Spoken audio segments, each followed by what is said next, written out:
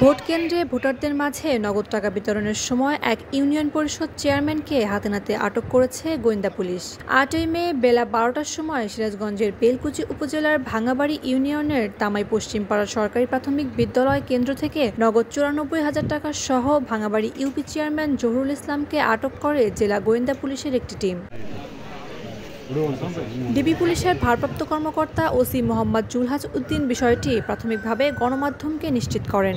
Police জানায়, তামাই পশ্চিমপাড়া সরকারি প্রাথমিক বিদ্যালয় ভোট কেন্দ্রে ভোটারদের মাঝে নগদ টাকা বিতরণ করে ভোট কেনার চেষ্টা করছিলেন এই চেয়ারম্যান। ৪১ নং তামাই পশ্চিম সরকারি প্রাথমিক বিদ্যালয়, এখানে আমাদের টহল পার্টি ছিল, আমাদের মোবাইল পার্টি।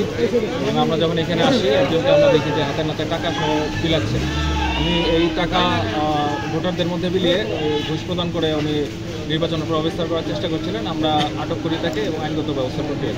আমরা প্রাথমিকভাবে তার পরিচয় যাচাই করে আমরা যেটা জানতে পারলাম, উনি হচ্ছে ভাঙাবাড়ি ইউনিয়নের চেয়ারম্যান, ইউনিয়ন পরিষদের চেয়ারম্যান। উনি এইখানের এই কেন্দ্রের ভোটার এবং উনি টাকার পরিমাণ হচ্ছে আপনার যেটা জব্দ তালিকার মধ্যে ৯৪,০০০ টাকা। পরে আটককৃত ইউপি চেয়ারম্যান জহুরুলকে পুলিশের হেফাজতে নেওয়া হয়। এ ব্যাপারে আইনগত ব্যবস্থা প্রক্রিয়াধীন রয়েছে বলেও জানিয়েছে police. Sirajganj Times news desk.